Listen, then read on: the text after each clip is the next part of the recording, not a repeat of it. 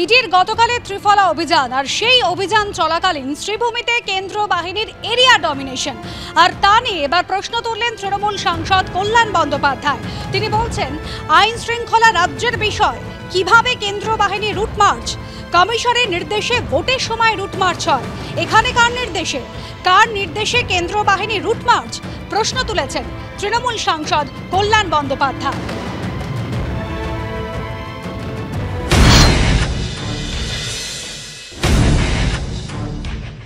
সাংবিধানিক ধাঁচাটাকে ভেঙে দেওয়া হলো। সেন্ট্রাল ফোর্স রুট মার্চ করতে পারে না। যুক্তরাষ্ট্রীয় কাঠামোয় রাজ্যের ক্ষমতা, রাজ্যের পাওয়ার হচ্ছে ল অ্যান্ড অর্ডার। সেই ল অ্যান্ড অর্ডারকে কেন্দ্রীয় সরকারের সিআইএসএফ, সিআরপিএফ রাস্তায় এসে রুট মার্চ করতে পারে না। যেখানে সার্চ করছো, সিজ করছো, সেখানে নিশ্চয়ই সে বাড়ি গার্ড দিতে পারে, যা ইচ্ছে করতে পারে, কিন্তু রাস্তায় হেঁটে রুট মার্চ করছে, এই লোককে হটাচ্ছে, ওই লোককে হটাচ্ছে, এটা করতে পারে না। এটা একমাত্র কি হয়, ইলেকশন কমিশনের যখন ইলেকশন হয় তখন ইলেকশন কমিশনের হাতে সমস্ত ল অ্যান্ড অর্ডারটা চলে যায় by reason of the statutory operation এবং সাংবিধানিক অপারেশনের জন্য। তখন ইলেকশন কমিশনের স্পেসিফিক নির্দেশ থাকে যে কোন রাস্তায় রুট মার্চ হবে, কিভাবে রুট মার্চ হবে। এখানে কে নির্দেশ দিল? কোথা থেকে পাওয়ার এলো? ইডির তো পাওয়ার নেই রুট মার্চ করা বলতে পার, কেন্দ্রীয় সরকারের তো পাওয়ার নেই, রুট মার্চ কি করে হবে, রুট মার্চ করতে হবে, পাওয়ার নেই। তাহলে কে দিল? তাহলে সিআইএসএফ নিজেরাই করলো। এই রুট মার্চ কিন্তু অসাংবিধানিক হয়েছে, কমপ্লিটলি অসাংবিধানিক। সন্দেশখালীর ঘটনা তো তাকে অসাংবিধানিক ক্ষমতা কিছু দেয় না। যদি সেখানে সন্দেশখালীর মানুষরা যদি অন্যায় করে থাকে, তাহলে এখানে সিআইএসএফ অন্যায় করলো, এটা কিন্তু অসাংবিধানিক হয়ে যাচ্ছে। পুলিশ পাওয়ার যদি সিআইএসএফ কে দিয়ে দেয়, এগুলো হচ্ছে পুলিশ পাওয়ার।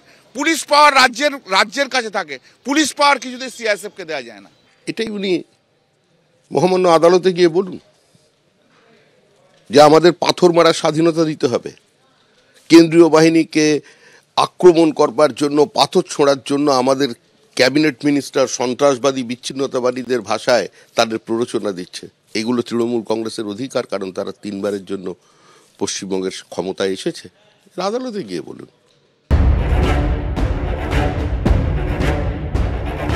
এখানে বা যে জায়গায় তল্লাশি অভিযান চলছে সেই জায়গায় যাতে কেউ না যেতে পারে সেই ব্যবস্থাই কিন্তু করা হচ্ছে। অর্থাৎ একদিকে তল্লাশি অভিযান, অন্যদিকে কেন্দ্রীয় বাহিনীর জওয়ানরা এলাকায় ঘুরে ঘুরে কিন্তু পরিস্থিতি দেখছেন, এবং যাতে বাইরে থেকে কোনো অনুগামীরা বা কেউ ঠিক সুজিত বসুর বাড়ির দিকে না যেতে পারে সেই ব্যবস্থাই করা হচ্ছে। অর্থাৎ তল্লাশি অভিযান এবং টহলদারি একসঙ্গে চলছে। তারা কিন্তু শুধুমাত্র সুজিত বসুর বাড়ির সামনে দাঁড়িয়ে নেই, তারা কিন্তু এলাকায় ঘুরে ঘুরে তারা কিন্তু एरिया डोमिनेशन काज करছেন।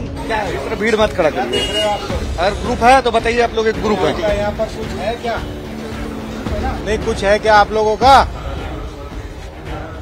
ये कुछ दिखाना चाह रहे हो इधर खड़े होकर? चलिए अपने इधर। টিয়ার গ্যাসের শেল তুমি দেখতে পাচ্ছ। আজকে যদি কোনো গন্ডগোল হয় তাহলে যাতে তারা টিয়ার গ্যাসের শেল ছাড়তে পারেন সেই ব্যবস্থাও কিন্তু আজকে করা হয়েছে। এই প্রথম কিন্তু আমরা দেখতে পাচ্ছি একদিকে যেমন তল্লাশি অভিযান চলছে, অন্যদিকে কিন্তু আজকে সিআরপিএফ এর জওয়ানদের কাছে কিন্তু টিয়ার গ্যাসের শেল এবং সেই শেল ছাড়ার যে মেশিন সেটাও কিন্তু রয়েছে। টহলদারি চালিয়েছেন কেন্দ্রীয় বাহিনীর জওয়ানরা, রুট মার্চ করেছেন, রীতিমতো রুট মার্চ করে রাস্তার ওপরে যারা দাঁড়িয়েছিলেন বিনা কারণে তাদের কিন্তু সরে যেতে বলা হয়। এবং তুমি যদি দেখো সেই ক্লিপিং, সেখানে একজন সিআরপিএফ এর জওয়ান একজনকে প্রশ্ন করছেন, यहाँ क्या कर रहे हो, कुछ दिखाने की कोशिश कर रहे हो, क्या दिखाना चाहते हो।